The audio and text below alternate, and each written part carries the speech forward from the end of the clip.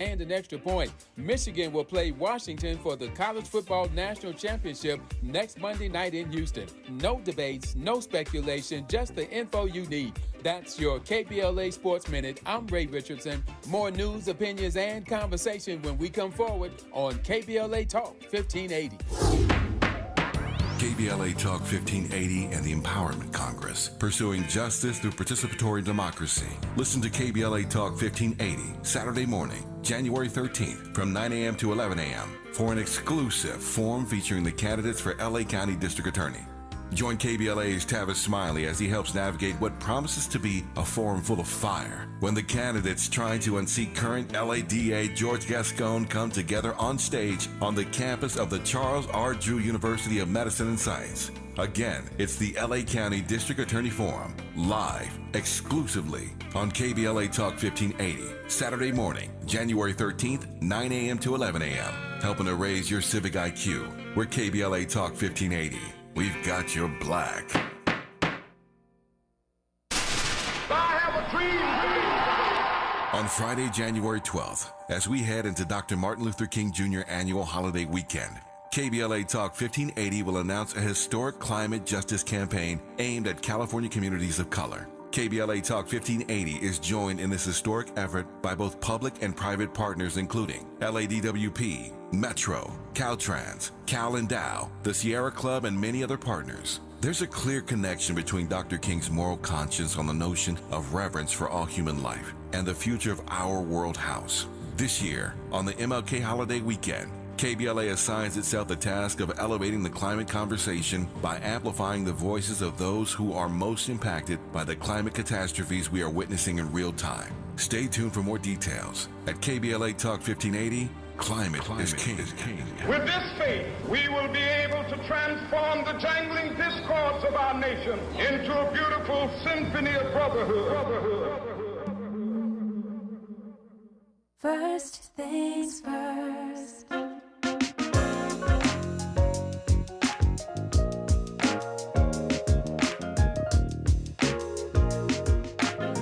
Things first, it's the DU General, Money B. I'ma put you up on the schedule. 6 to 9, 8 weekdays, not doing serious. We got a lot to talk about, so much to pedal through. Unapologetically progressive. Tune to KBLA 1580 to get the mess. We're your ancestors' favorite radio station. First black on talk radio, left side of the nation. Me and Dominique DiPrima go way back.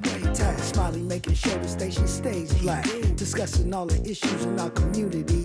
We're hosted black and brown and others find unity. So let's talk about it. Maybe we can improve it. Digital underground, always down with the movement. So we tune in. The first things first with the queen of Black Talk Radio, Dominique DiPrima. Go sis. First things first.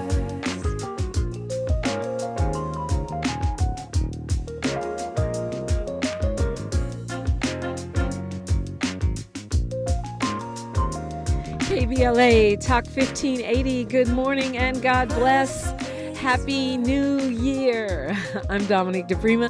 This show is called First Things First. I'm a first thing every single day, giving praises, giving thanks, and asking for blessings from God, asking for the blessings of the ancestors and the elders, and getting it going, whether it's your day, your year, your hour, or your minute. That's what we do around here. I think you know kind of the structure. If you don't and you're new, welcome in. So happy to have you here. So what we do, hour one, we typically look at the left coast, what's going on the Pacific Ocean side of town. Hour two, we go national, international, and beyond. And in the third hour, we do a deep dive with a person or persons of interest. Typically, I like to have a partner in politics with me on hour one or hour two. And you are invited into the conversation. It's about reciprocity and dialogue, not just monologue. That's not how we do it on this talk radio. 800-920-1580 is the way in, and you are invited every hour. 800-920-1580. My partner in politics today to start off a brand new year is a social activist and a third-generation pastor who serves the historic McCarty Memorial Christian Church in the West Adams neighborhood of Los Angeles. Pastor Eddie Anderson, good morning. Good morning, and Happy New Year to you and all of your wonderful listeners who are tuning in. Yes, well, I'm honored to have you as my very first guest of the year. I was hoping, I try with at least my first week of shows to set a tone, to help us set a tone, set an intention, and have some perspective on the year ahead. So I know, you're a politician and an activist, but also asking you to wear that pastor hat this morning. Absolutely.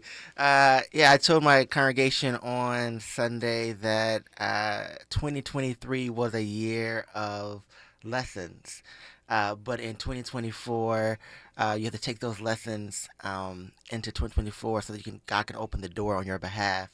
And that there will be storms, but remember that the Spirit is with you even in the middle of the storms. And so this year we have to be focused in on not only living out our plan, but also fully showing up with all who we are, all of our isness, all of our divine being, all of who our ancestors prayed for us to be. We got to show up so the doors can truly be open this year. There's a meme going around the internets about how, I'm tired I don't want any more lessons. Can I just get the blessings? I don't want any more lessons. But I think that's an uplifting way of putting it. 2023 was a year of lessons. There was just it felt like a lot. A lot of lessons. I know in my own personal life, a lot of lessons around humility, a lot of lessons around faith. Do I actually trust what's going on? A lot of lessons around who your friends are in 2023, disappointments. But I'm always glad to look, the minute the clock hits 12:01, I realize I may have bent, but I didn't break. So right? we got something to do in 2024 together. So it sounds like what you're saying is we have to take whatever those tribulations are and that we experienced in 2023 and the wisdom or discernment that came from those. Absolutely. And apply it to 2024 because we're going to have more challenges and more trials, but Spirit will get us through. It will get us through. And you made it through 2023. Whatever the storm was, whatever the grief was, whatever the problem was, you made it through 2023. You didn't make it by yourself. And so, no, sir. And so remember No, that sir, going in did 2024. There's a scripture that says that the storm came and the disciples were terrified, but Jesus walked by them and said, "Don't be terrified. It is I. He's with you." Yeah, I love that. So we're going to be hearing from Chief Ayanda Clark in the final hour of the show, coming from an African spiritual perspective and giving us sort of a similar kind of thing, some outlook on the year, some insight maybe. And I'm going to go back to the internet. Maybe I spend too much time online. Okay, I do. But I feel like every year since 2020, we've been saying this is the worst year ever. I can't wait for next year. Mm-hmm. Like 2020, we had, the pandemic, the emergency phase, as the LA Times, so succinctly put it, the emergency phase of the pandemic in 2020. Everyone was like, I'm ready for that to be over. And then, 2021 and 2020, I feel like every year we're saying it's the worst year ever. And I wonder if that's a habit that serves us. No, I don't think it serves us. I don't, that's a good question. I don't think it serves us to say this was the worst year. Every year could be potentially the worst year. Right. But, your good days do outweigh your bad days. But I think 2024, is unique. Well, it happens every 4 years. We have an election. We have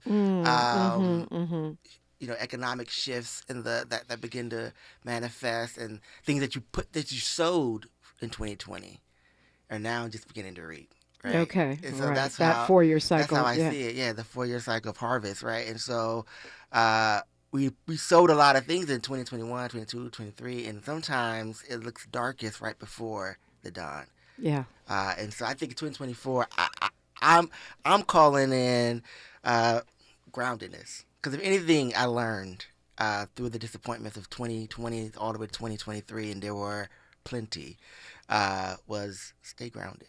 Yeah, calling in groundedness. Yeah. Okay, I can work with that. I'm gonna ride that that spiritual edict and stand on groundedness. Well, last year toward the beginning of the year, we're talking with Pastor Michael Beckwith. We were discussing the idea of intention and setting macro intentions and micro intentions. Absolutely. Meaning, what's your intention for your whole life? What's your intention for this year? And then what special attention might this day require? Absolutely. I think I don't set New Year resolutions. Right. I go through and say, what is the purpose? How do I want to be aligned in my life? And what is the story? And it may seem morbid for some folks, but I said, what is the legacy? What is the epithet that I want when I'm no longer in this form? And then every day I ask myself, what am I doing to take another step closer? And it comes in many ways. It may come in how I love my neighbor, how I love myself. Or what am I doing that is aligning my purpose today? Or how am I using my divine energy? What is your dua? What is your duty? What is your obligation? What is honorable for you to do today? And you may not get it all right. And 9 times out of 10, you're going to make some mistakes every single day. But at the end of the day, if you did one thing that you could be proud of, it was a good day. That can move you. I love that, too, to say, what is my purpose and alignment and, the story. And how am I moving that forward rather than a resolution? I mean, a resolution is fine if you want to do it, but it often does seem to come with condemnation, Absolutely. Self-condemnation, and self-flagellation after we fall off, Absolutely. I mean, resolutions, I think, bring up the shadow work in our lives, right? We write resolutions knowing that the shadow that we've never dealt with, looked at, talked to in our lives.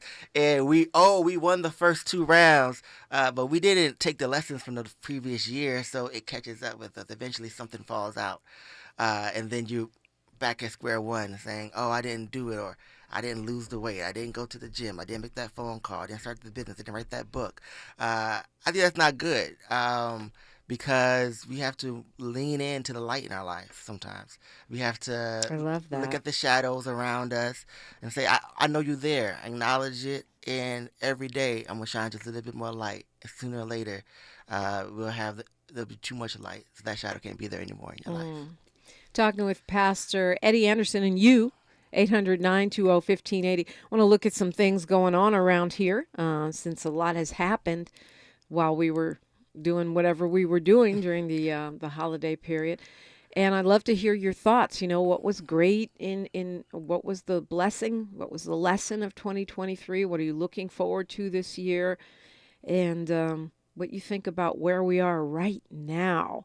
800-920-1580. I'm Dominique DiPrima here with Pastor Eddie Anderson on KBLA Talk 1580. She's reclaiming her time on KBLA Talk 1580. More First Things First with Dominique DiPrima when we come forward. For all of us, this generation and the next, there is simply no place in our lives for litter. And yet, it's everywhere we look. And unfortunately, it does belong to all of us. So, let's come together and create a litter-free, clean California, once and for all. Remember to properly dispose of your trash and recycling. Secure truckloads with tarps to keep debris from flying out.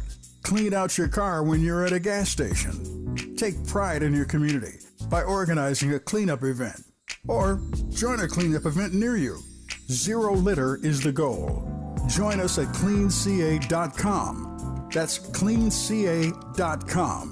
Let's do it together. Brought to you by Caltrans. cleanca.com.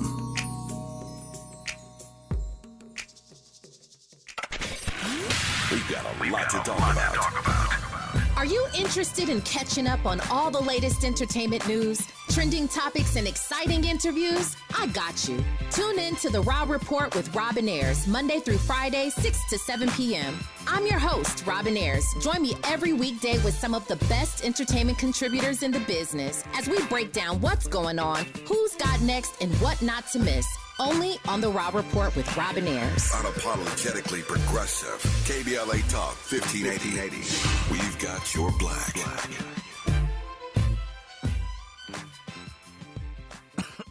Oh, this cold. Honey? Honey? Honey, you need DayQuil Severe Honey. DayQuil Severe Honey gives you powerful cold and flu symptom relief with a honeylicious taste, because life doesn't stop for a cold. Okay, I'm ready to go. Now I'm getting a cold. Honey. Try DayQuil Severe Honey for powerful cold and flu relief. DayQuil Severe with honey flavor. The daytime coughing, aching, stuffy head, fever, honeylicious, power through your day medicine. Use as directed. Keep out of reach of children. Girl, I have a secret. When I get stressed out, I get sweaty. That's why I use Secret Clinical Antiperspirant. It's like my own secret weapon. For 72 hours, I get Secret's strongest protection against sweat caused by stress, heat, and activity, because you know how crazy life can get. Plus, it's made with advanced odor fighters that don't just cover up smelliness. They help prevent it from happening in the first place. Believe me, if I weren't wearing Secret, I'd be a hot, smelly mess. Thankfully, Secret works. Your ancestors' favorite radio station, and your favorite morning show host. Let's get back to Dominique DiPrima right now. Happy New Year, Happy New You, or Old You. There's another funny meme going around. I think it's Al Pacino going, it's a new year and it's going to be the same old me because I like myself. There's something to be said for that, right? You don't have to do a total makeover every year. So, yeah, lots going on here locally. And I'm sure that, I'm sure it's impacting you as much as everybody else. The Los Angeles Times had an interesting article over the break talking about evictions, which is a huge topic. And how evictions have jumped, but not as much as we had feared. So that was the good news. The bad news is that they have jumped, increased by thousands in 2023 after those pandemic-era protections came off. 43,000 eviction filings through November in LA County, which is a lot of folks. And it's 10,000 more cases than the prior year, but not as much as what we had predicted. Yeah, I mean, I think evictions are on the rise. I know as a pastor, I deal with those folks dealing with eviction often. And we had the tenant protections, which were helpful, but I think the biggest eviction cliff in everyone, in the organizing world, the day that we have circled is February. Because February is when the rent increases can go into effect. And so if you don't know, legally, they can raise your rent between 4 and 6%, starting in February, and that I believe is where we get to see the real data and the real numbers, and people will see the shift, and City Council will be in for a fight to figure out what they could do this month, and making sure folks have legal protections, and also that they have a right to counsel in the city of Los Angeles, which are really big needs, but. And the rent increases is when I think we will see, as I said, the pandemic, we're still feeling the aftershocks. Just like that earthquake yesterday. I don't know if y'all felt it. I didn't feel it, but I read about it. Yeah, I stood at my house. I was like, well, what's going on? But we still get the aftershocks. So I would just advise, and I'm advising my members of the congregation as well, get to know now the numbers for legal aid, get to know public counsel, get to know the illegal eviction funds that are available to you so you can start having those conversations now. It takes a minute to get in the queue and to work through your case. If your rent is going to go up, we just finished the holidays. I know you made everyone happy. But if you have any little money in reserve, put something down. Don't go without, in the next couple of weeks. I think this is a very big issue, because I think homelessness and evictions go hand in hand. In the city, and that's part of. We're doing the big homeless count in January this month, but the eviction count is another one that's gonna. Because once you get out of a house, once you get evicted in LA, it's hard to get back in. I mean, absolutely. First of all, it's expensive, right? They want first and last and this and that.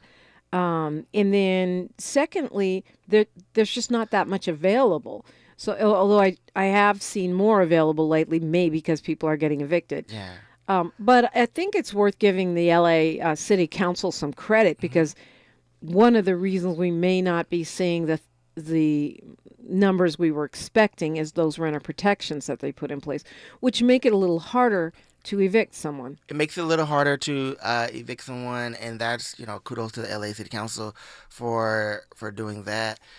And, making sure the rent doesn't raise 10%. 4 to 6% is a compromise.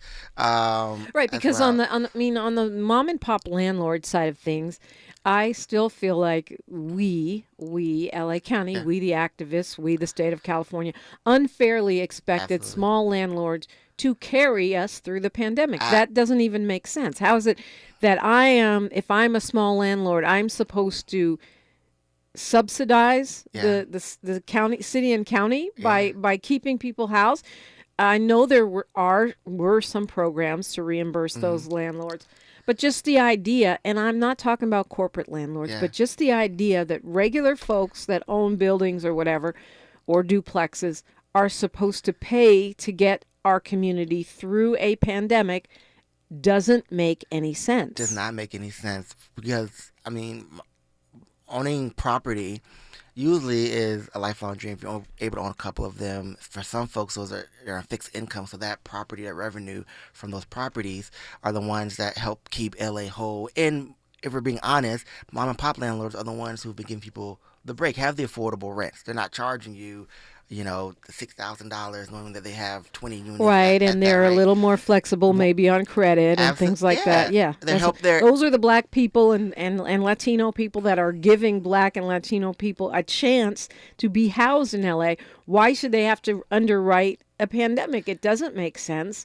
And so when I hear 4 to 6% rent increases, although I understand what you're saying, Pastor Eddie, about, I'm hoping that 4 to 6% is not the difference between someone being able to afford to stay in their apartment or not. But I also have empathy for the small landlords because that means they haven't been able to raise it since 2020, and everything has gone up. Absolutely. Everything has gone up. I think it has to be a balanced approach around making sure that when we write 4 to 6%, that we are also making sure the ULA funds that we help pass are going towards eviction defense and helping subsidize the small mom and pop landlords, like do a priority program in the city to make sure that is happening. These are the kind of solutions that makes us live in a community of care. And then make sure, this is something that, pulling something out, dusting it off, so it does not exist in LA. But during the Garcetti administration, there was discussion around a vacancy tax, right, for these corporate landlords as well, which did not pass. Surprise. Right? We know that a lot of these corporate landlords are the biggest political donors. Absolutely. And that is what it is. In the city of Newark, where my brother is the mayor, Mayor Raz Baraka, they have gone out of their way to create rules, policies that discourage corporations from buying properties when they come up for sale and encourage human beings, regular persons, to buy houses, buildings, and such, because of exactly what you're saying, which is that dynamic tends to foster the people that already live in the community being able to stay there as opposed to gentrification. Absolutely. We have to put in preventative measures. When I talk about the housing crisis, and you talk about how do we move LA forward in the rent, it's the first P in 3 Ps is preservation, right? You got to preserve what before you can get to production, and you also got to prevent. You got to do some prevention work, right, as well. You got to do preservation and prevention before you can get to production piece. And we are so hyper focused on production, which we need, but we are lacking in the preservation and the prevention. And so we could write ordinances, right? We're going to recode the city. We could write ordinances. We could write things, and I'm hoping City Council and the county as well lean in the first quarter of this year to make sure that we're not displacing residents. We're not displacing mom and pop landlords, or who are folks, I talk to older folks and they're like, I'm getting out of here. I can't afford to live I here. see it in my community. Yeah. People selling and leaving. Yeah. People, and they're just flipping houses all over the Crenshaw district. It's really discouraging, because you, as a Black, longtime resident, you can see your community getting diluted and other folks moving in, and you can see the impacts of it, because the people that are moving in, for the most part, are not gracious, like, oh, I'm coming into your community, let me be deferential. No, they walk in like, they own a place. It's a blank canvas a lot of times. Yeah. Like there was nobody here. Right, exactly. Think about West Adams. West Adams, one developer owns 25 buildings in West Adams. That one developer has shifted. If the minute you pass Crenshaw, going towards, Adams Boulevard, all that place where Alta, all that stuff is, even over there going to West Angeles, all those buildings, they look the same. Yeah. And the artwork on the side is not talking about the community. It's building out what they believe an urban center or urban core looks like, but is displacing many of the folks who have built this city, right? It almost feels like it might be too late. I mean, I know it's never too late, and I see LA doing a better job than some other cities. Yeah. I do see Black people buying stuff, buying the block, especially around this radio station in Leimert Park. My development corporation, we're investing over $1 million in Leimert Park right now to build a grocery store. Right, we're going to buy back the block, but it's hard. Let me tell you got to have a lot of capital. You got to have a lot of private-public partnerships. When you say it's hard, you mean big cash. Yeah, you got to have big cash and partner a lot of partnerships, right? And I think it's a call. I'm nonviolent, so I'm not going to say the arms, but it's a call to consciousness for all of us. We're celebrating Kwanzaa. We talked about cooperative economics. Cooperative economics does not mean that you're going to enrich yourself. Right, cooperative economic means that I'm enriching the community. By enriching the community, it comes back to me tenfold. That's what cooperative economics looks like. So it means finding partners and shifting it up. Maybe the earthquake yesterday was good. Remind us, shake it up a little bit this year. Ooh, yeah, that was a 4.1. I'm surprised. I mean, that's not a tiny quake. I'm surprised I didn't feel it. It was out by Rancho Palos Verdes, the center of it. But you felt it. Yeah, I felt it. I was at my house, sitting on my couch, and my couch moved, and I said, hold up. Yeah, I think I woke up late yesterday. No, I was up. I don't know what I was doing. I didn't feel it. I was hiking. That's what I was doing. I didn't feel it. I didn't feel it. Up the mountain, I didn't feel it. Well, that's good. That's good. But it is a little first day of the year reminder. Get our earthquake kits, our emergency kits.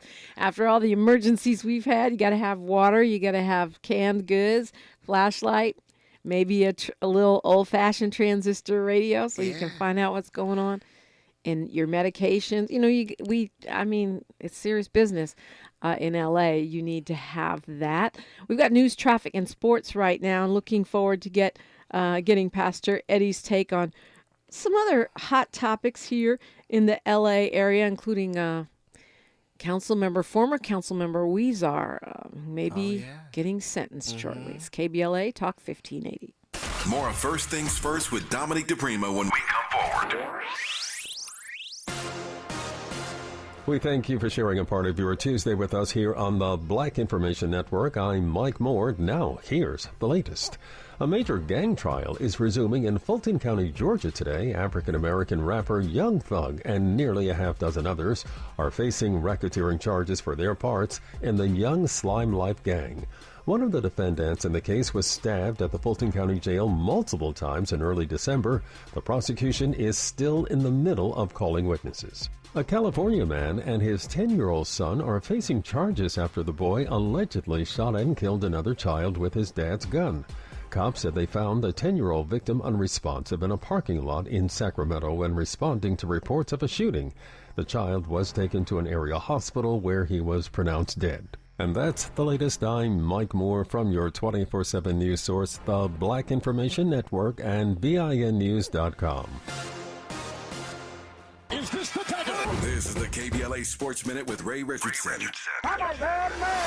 The Clippers beat Miami last night by 17 at Crypto.com. Third straight win for the Clippers. Kawhi Leonard had 24 points, 5 assists, and 4 steals. 10 assists for James Harden. The Clippers are 8-2 in their last 10 games. The Lakers are off until Wednesday night. They play Miami at Crypto. The Rams are in the playoffs, but they've got some serious issues with their kicking game. The Rams cut place kicker Lucas Havlicek on Monday. Havlicek missed 2 extra points in the Rams win over the Giants in New York. The Rams are giving Brett Mayer a second chance. He was re-signed Monday afternoon to replace Havlicek. Mayer was cut in Week 7 after he missed 6 field goals and an extra point. Michigan will play Washington for the College Football National Championship next Monday night in Houston. No debates, no speculation, just the info you need. That's your KBLA Sports Minute. I'm Ray Richardson. More news, opinions, and conversation when we come forward on KBLA Talk 1580. When you're young, life is full of choices. Don't let opioids like highly addictive and deadly fentanyl take away your life with just one wrong pill. Addiction is a disease that can affect anyone at any age. But there is a choice to get help for this disease.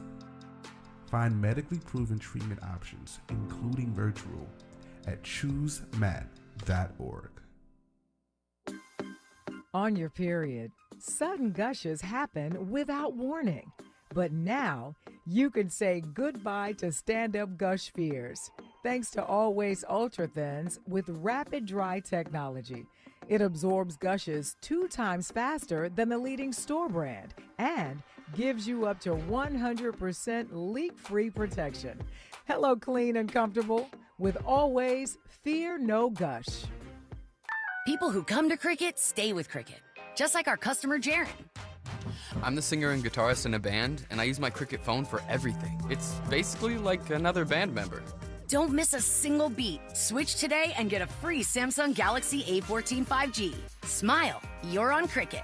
Real customer paid for testimonial. Must bring your number to Cricket on up to a $60 a month voice plan depending on device. Select models only while supplies last. First month service charge and tax due at sale. Cricket 5G requires a compatible device and is not available everywhere. Fees, terms, and restrictions apply. See store for details. KBLA Talk 1580. We've got a lot to talk about. KBLA Talk 1580, connecting you with services and solutions because we've got your black. Listen up. If you're one of the more than 100,000 California tenants who were rejected or delayed when applying for COVID rental assistance, you've got a second chance. Under the terms of a new settlement, California's Housing and Community Development Department agreed to audit its past denials. The program ended in March 2022, but the advocacy groups Alliance of Californians for Community Empowerment, Policy Link, and Strategic Actions for a Just Economy sued the department. According to the coalition's analysis of state data, the department rejected nearly 30% of all applicants. Under the settlement, the department agreed to clear all renters in the pipeline within 6 months. The settlement applies to anyone who sought assistance from the state's Housing is Key program before April 1st, 2022, whose applications is pending or was denied after June 6, 2022. Tenants who have questions about the status of their application can call the hotline at 833-430-2122. That's 833-430-2122. This is a community call to action from KBLA Talk 1580.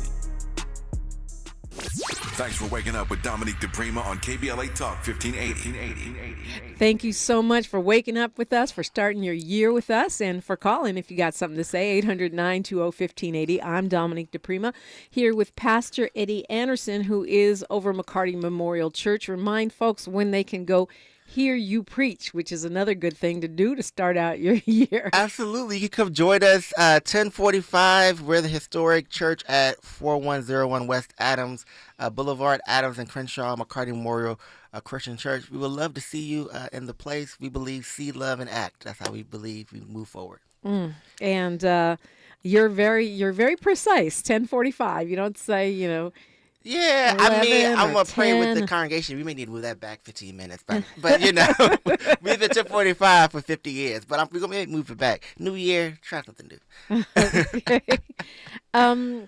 So while folks were on holiday, the state of Maine found that Donald Trump was ineligible to hold office because of his actions trying to overturn the election. And they joined Colorado. Of course, this is under appeal. But California, Shirley Weber, our Secretary of State, says according to what she can see, the California does not have the means to remove him from the ballot. And Governor Gavin Newsom has said he doesn't want him to be removed from the ballot. He said he'd rather we vote Trump out than keep him off the ballot. Your thoughts? I see California's position. I think Shirley Weber basically was saying like she got to go high instead of go low on this issue, and we don't, it'll cost us more money to remove him from all the ballots at this point. And in California, I don't think anyone has a fear of Trump winning the state. He won't. Yeah. He won't. But in swing states, though, I think it becomes a critical conversation. That if someone is indicted, if someone stokes insurrectionist thoughts and vibes, do they get to be on the ballot while we haven't decided whether or not they legally are able to serve, right? Because you don't want to get into a kerfuffle of, Trump winning Colorado or Maine and then figuring out, he can't serve because he's going to jail, and then you have to, I understand what you're saying. My analysis and what I've read is that he could still serve if he's in jail, because it's legal now. You can't be a cosmetologist in the state of California, but apparently you could serve as president. And if that is true. What they're leaning on, though, is the constitutional, the 14th Amendment, which does any insurrectionist have a right to serve? And I guess that's ultimately going to go to the Supreme Court. Yeah. And we can assume, given the makeup of the Supreme Court, that they're probably going to say he can serve, right? Yeah, and I just think we have to, for me, this moment is crazy growing up in Atlanta. This is crazy for me because there's still Civil War, artifacts all around Georgia. I just went to visit my parents. And the consequence for the Civil War was that anyone who's insurrectionist cannot serve. Right? It should be. You're a traitor right? to your country. So, it's not rocket science. You're a domestic terrorist. Yeah. And so what are we... I think this is... Even for the constitutionalists... folks who are on the Supreme Court, do you actually believe the Constitution? Do you actually think that your forefathers and foremothers, after you fought a civil war, will allow this to happen? Or do you want to see another one? And that's just a question they should really ask themselves, I think, at this point. And what kind of democracy do you want to have? Or are we creating precedents that we cannot unwind when... in the future, as things, what are we saying to those bad actors among us? I mean, and maybe this gets a little tiresome and tedious, but you already know that had this so-called rebellion against the attempt to overturn the government have happened by some so-called progressive, radical, BLM person, they would not even be hesitating to say that person couldn't serve. If Cori Bush had stormed, the Capitol and so far you know, in and Guantanamo Bay somewhere. right, and had a bunch of people chanting, hang, I don't know, Kamala Harris. Like, there would be no question. That is the magic of Trump, really, is that he has got this ability to do things that no one else gets away with. He's the embodiment of white privilege. Yeah. And a reminder to our country that we never healed from the wounds in the first place. Whew. Okay. Well, I'm not mad at Secretary of State Weber, because my interpretation of what she did was, this is how California's state constitution looks, and it doesn't allow for us to have the power to remove him. Mm-hmm. To me, and to your point about going high, because that would be just the biggest fundraising tool ever. Oh. California's keeping me off the ballot. The fact that he's raising so much money, and I'm like, wow, off of every indictment, every charge. I'm like, yeah. Wow. I mean, to your point, it's not like he just, had one. He's got 91 counts. Yeah. But he could, and the RNC has said, the Republican National Convention has said that if he is the nominee, they will stand by him, even if he's convicted. So there you have it. There you have it. It's not, they've told you what they're going to do. So federal prosecutors want former city council member Jose Huizar to get 13 years in prison. His defense attorneys said on Friday that 9 years would be enough, that he's already been humiliated and destroyed, embarrassed in front of his friends and family. I mean, I guess any person that gets indicted goes through that, right? Yeah. That's anyone who gets, as we say in a catch a case, anyone who gets indicted, there's much embarrassment, much stress, much humiliation. I think what Huizar did is reprehensible, because it not only was it humiliating, but it decimated the trust in the public good and the public will, and it actually increased great apathy. I mean, think about this. I mean, this is something out of 1940s, like Hollywood prohibition movie. Yeah. Like you got cases, literally like, tequila bottles of money going to the most powerful politician on city council, one of the most powerful politicians on city council. Yeah, speaking of developers and their, their unscrupulous tactics, not all developers. I know that sounds cheesy, but I mean, this guy literally had paper bags full of money. He was using his own mama to launder money, which if he'll do that to his mama, what will he do to you? Yeah, and selling the city.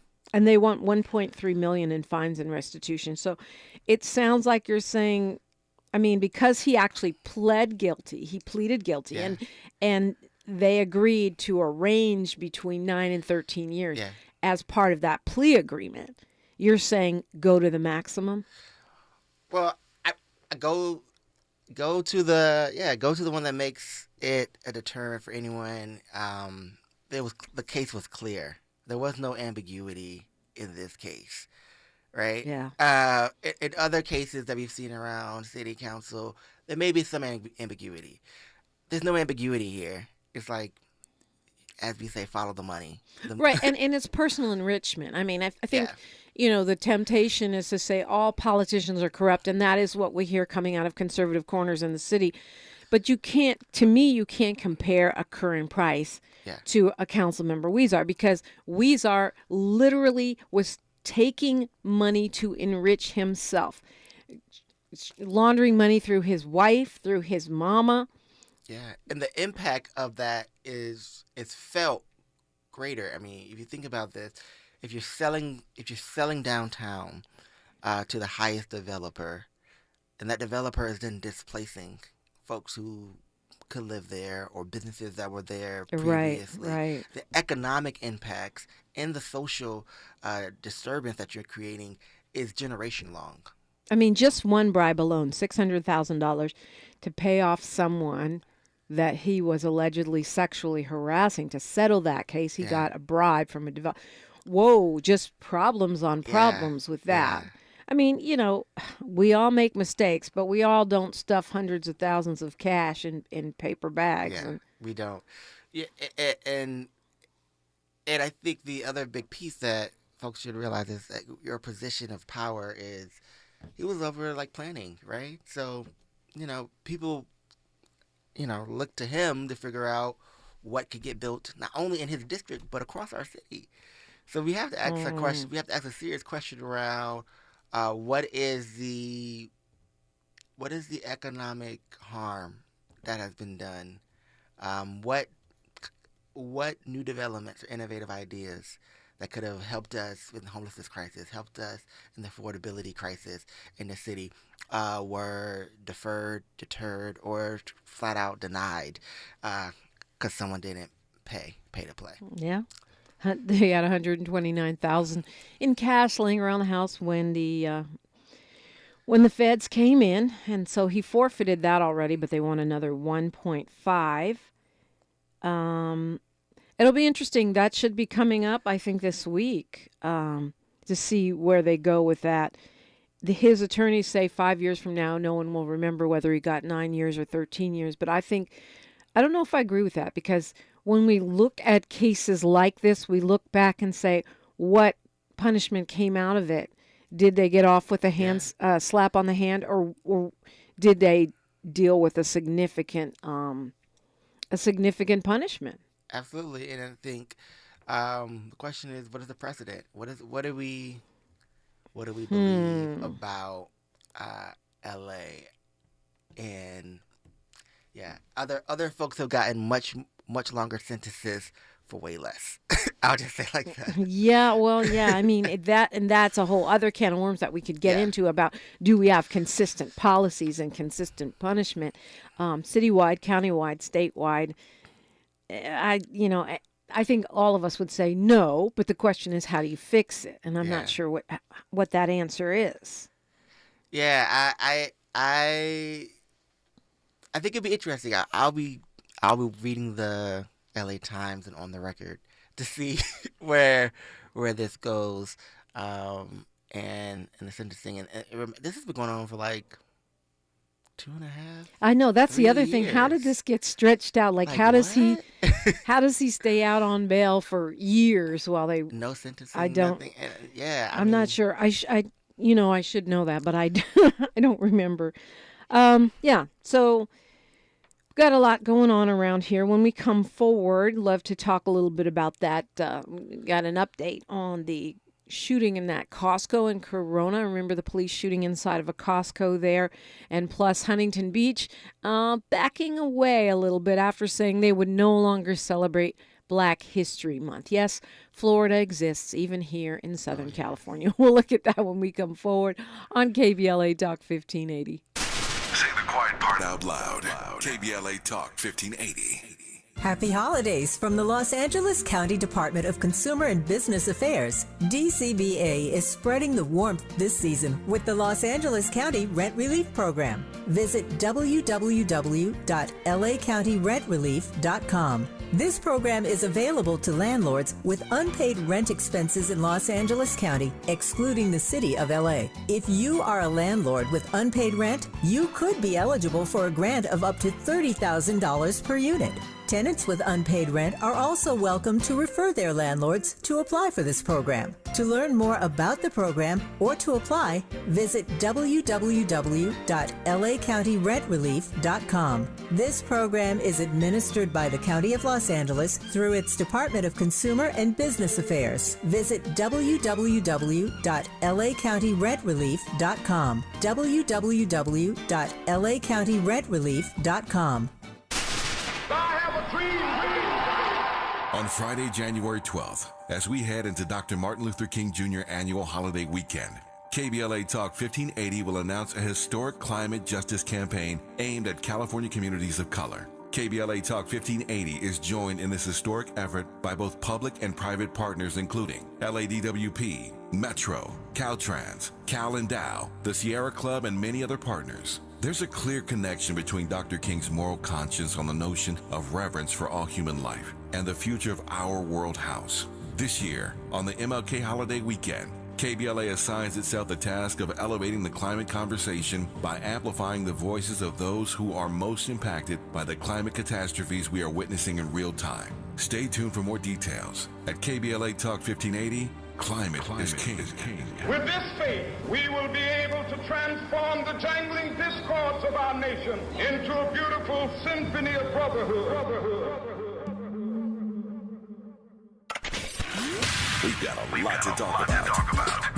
Race, culture wars, political turf battles, criminal justice and injustice, the courts. These are the conversations you won't hear elsewhere. My guests are leading journalists, celebrities, and sports figures, elected leaders, and influencers. They aren't afraid to get into it and say the quiet part out loud. With Ariva Martin in real time, your commute just became the most engaging part of your day. Tune in weekdays from 4 p.m. to 6 p.m. or find us on YouTube. Ariva Martin in real time, when you want it straight, no chaser. Unapologetically progressive. KBLA Talk 1580.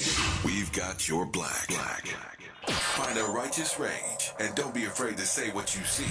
We're KBLA Talk 1580. Yeah, so also according to the LA Times, COVID and flu are, running up a bit. And folks are getting hospitalized with having both. Yeah. It doesn't make me want to party like it's 1999. No, makes me pull out my mask, get my hand sanitizer, because RSV is up as well. I've read, and so make sure we're conscious of washing our hands, using hand sanitizer. We've been through this before, right? We know what to do. We know what to do. Someone during the holiday break. They was going to go to a gathering and they said, oh, someone had COVID before, but the house is fine. I said, oh, no. We've been through this before. I'm not going to your house if you had COVID. Right? Yeah, so exactly, you got to be mindful. Remember the lessons. Remember the lessons that we've learned in previous years. I mean, and I know we're tired of those lessons, but hey. Yeah, it keeps us healthy.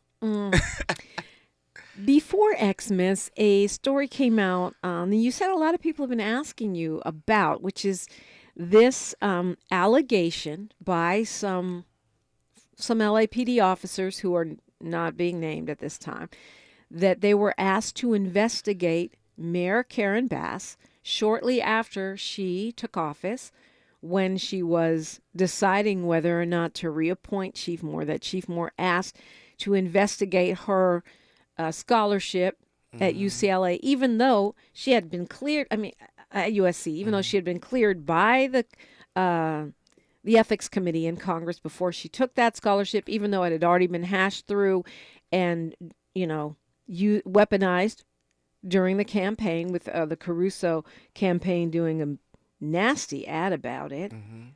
What are your thoughts on that? When folks are coming to you, what are they expressing? They come to me and ask about police accountability, and I think this is another indication. I believe Chief Moore got to go. A lot of pastors got together. A lot of community leaders are getting together. But I think it's indicative. I think it's what did Oprah say? When someone showed you who they are, believe them. So I think that's part of it, and I think it also just shows around. The mayor, when she got elected, said, we need everybody locking arms and moving the city forward together, and not doing things that personally enrich themselves or seek to further erode the trust. Law enforcement in this city has a big trust deficit. I have to say as much. We're on a black radio station. You probably get, why. But when the chief, this is not the first scandal, right? When the chief does something like this, I think it also shows the state of the department. When you find that the people in the department found like, oh, I can't do this, let me report on the chief. The question becomes, do they trust each other? Yeah. Well, it smacks of corruption. I want to investigate someone who has the power to appoint me or not reappoint me, and then that smacks of corruption. It sounds like you're trying to strong-arm the mayor, who we know the police union, and someone pointed out to me last time we discussed this, that the chief is technically not part of the police union because he's considered management. But still, we know that the police union did not support the current mayor and that they spent $4 million to support her opponent. So if this turns out to be true, and apparently there's an investigation going on right now, to me, it's completely unacceptable and corrupt. Yeah, I think his time is up. I mean, we got to go back to the data around, I think for me, stopping the stops, the crash stops, going into people cutting off their cameras, the way they do disciplinary action in the department, all that starts off at the top, right?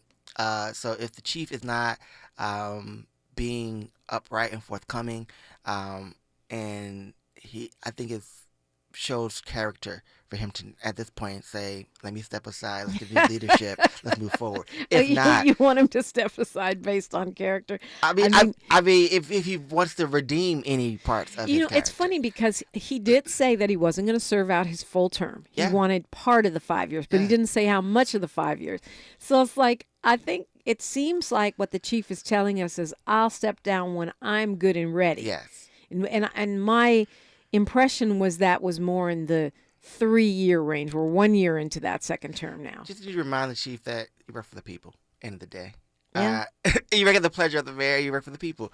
And people don't trust you, and now you've allowed yourself to be a part of a scheme to do a political hit job. And we've seen what that can do. We need to protect our mayor, we need to protect our city, and LAPD got a lot of work to do. I'll just say, people in the community, they're like, they don't even call no more because they don't come. So I'm just saying. But if you talk about a trust deficit, that trust deficit is built off of, it's logical. It's not just that we're distrustful, right? It's a logical reaction to a series of scandals. And you named a couple of them. We didn't even talk about the explosion, an entire neighborhood blown up because some folks, decided to detonate illegal explosives that they had no business detonating in South LA, which they never would have done if it was Brentwood.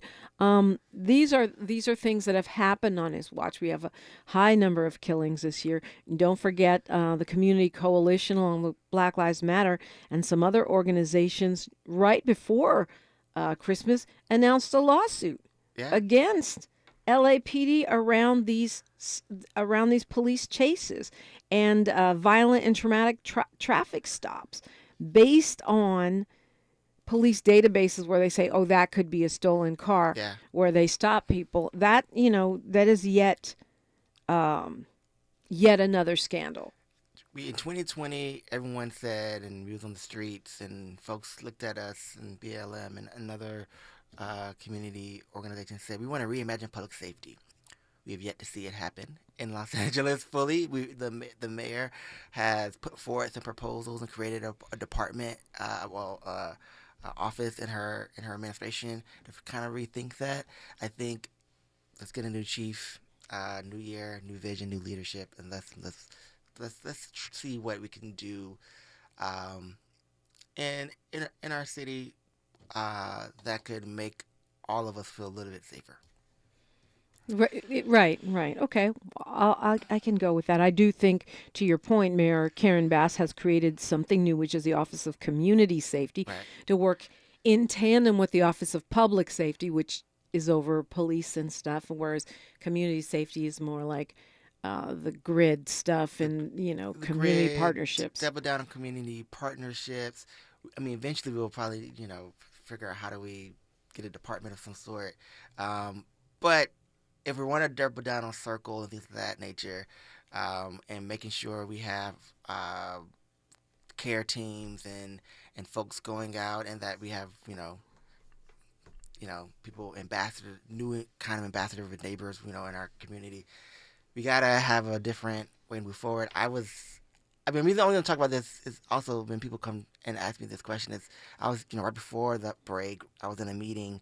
Police Chief Moore was at Holman, and it was a community meeting, and the people were there raising their hand. They were just asking, like, why don't we give the police more money, but no one shows up? And someone was like, I called and said, someone's stealing my neighbor's Tesla, and you was like, I can't do nothing. And it was like, well, what do you want us to do, right? And I've heard that a lot. And so having another scandal just continues to erode the trust. Yeah. And we don't need that. Pastor Eddie Anderson, thank you for starting off my 2024 with me. It's much appreciated. Thank you for having me. Have a blessed and wonderful day. And may this new year renew your purpose. Absolutely. Next time you come, we'll talk about that city council race and your candidacy. All right, that's up soon. It's KBLA Talk 1580. KBLA 1580 Santa Monica. We thank you for sharing a part of your Tuesday with us here on the Black Information Network. I'm Mike Moore. Now, here's the latest. A major gang trial is resuming in Fulton County, Georgia today. African-American rapper Young Thug and nearly a half dozen others are facing racketeering charges for their parts in the Young Slime Life gang. One of the defendants in the case was stabbed at the Fulton County Jail multiple times in early December. The prosecution is still in the middle of calling witnesses. A California man and his 10-year-old son are facing charges after the boy allegedly shot and killed another child with his